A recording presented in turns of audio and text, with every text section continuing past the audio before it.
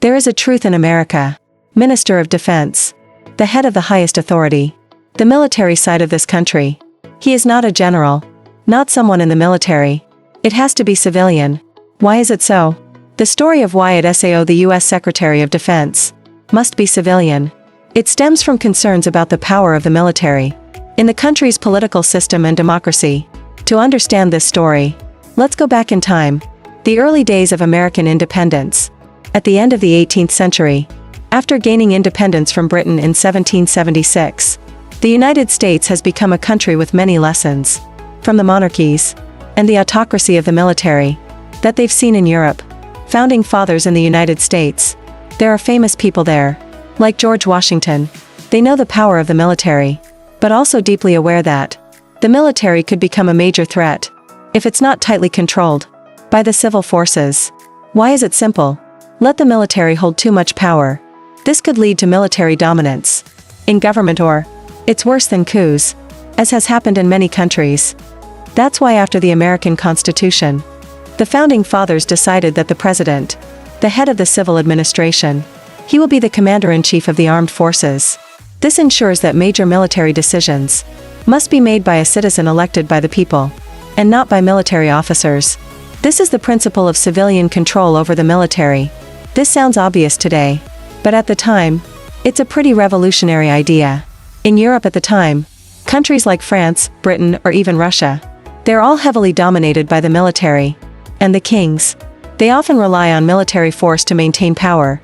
However, in America, the founders wanted to protect democracy by making sure that the army never crossed the ability of civil leaders to control. A striking example is in American history. It's the period after World War II. At that time, the U.S. Army grew stronger after the victory, and many senior officers such as Wright Actionhouse. He later became an influential president. However, the U.S. Congress remains adamant. Maintain the principle that the Minister of Defense must be a civilian. Specifically in 1947, when the United States formally established the Department of Defense, the law is clear. The Minister of Defense must be a civilian. If you were a soldier, you must leave the army for at least 7 years before being appointed. This is to ensure that that person has enough time to liberate ourselves from military thinking, and there's a more holistic view on political defense issues. A good example is the case of Jas Matisse, who was once President Donald Trump, appointed as Minister of Defense. In 2017, he had only been out of the army for 4 years. Congress must pass a special exception to allow you to hold this position. So why is this so important? This story shows the seriousness of in maintaining the balance between military power and civil power. Let's imagine. The army is a beast with enormous power. If you let that animal do its own thing, it can harm not only the enemy, but also for its owner.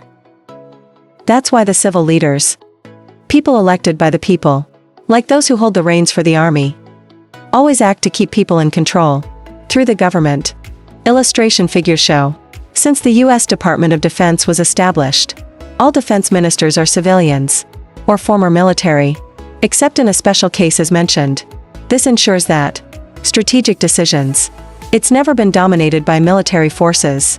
It's purely political, but it's also associated with politics, economics and diplomacy. The U.S. Secretary of Defense is a civilian. It's not just a rule. It's also a profound American philosophy. It helps ensure that supreme power belongs to the people, through civil leaders, not in the hands of the military. This is a clear proof for caution in maintaining peace and stability in this country. It's also a story. It shows the wisdom of America's founders. Now we're going to explore together U.S. Department of Defense. It sounds heavy, but there's actually a lot of interesting and unexpected things. This set is not only a place to order combat, but it's like a giant corporation. These are interesting facts. The Department of Defense of the United States. A U.S. Department of Defense is no different than a giant, because there's 2 to 9 million employees. It's easy to imagine the Department of Defense as a country. It's going to be about the size of a country like Uruguay. It's close to Qatar. This agency has from soldiers often take reserves to civilians sitting at the desk. Not only that, this department also occupies the position of the largest employer. The two worlds are pitted against America's tycoons. If you ask where the US spends the most money, it's certainly the Department of Defense 2024. It cost $842 billion to spend. To compare with this amount, you can buy thousands of super yachts, or pay for electricity and water for an entire city, for many years. And this number, that's almost double GDP. In Vietnam, this ministry uses strong money. It's not just to maintain the military, but also in research, developing all kinds of modern technologies. BA refers to the Department of Defense without mentioning the 5 bastions. The Pentagon is so flawed. This is the world's largest office building. View from above, it's like a giant flying saucer. If you go through the corridors of this building, you'll need to walk about 28 kilometers. It's almost like running a small marathon. But don't worry. Because of the smart design of the building, it allows you to go from any point to another in just 7 minutes. Saves quite a bit of time. Don't think the Department of Defense only has soldiers. In fact, the US Department of Defense has, or manage about 27 million acres of land. Everywhere in RA, that's about 11 million hertz. We're as big as some countries in the world.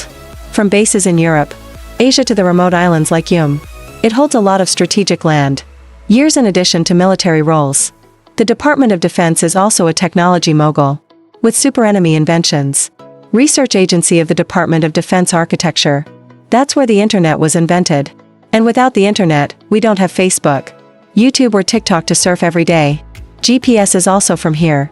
So you get lost and you turn on the GPS. Find the nearest restaurant. Thank the Department of Defense in the United States. 6 sounds like from the movie.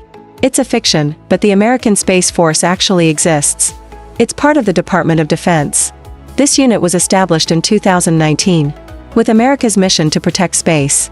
Imagine the people on this mission. It's like a real-life bank rescue squad.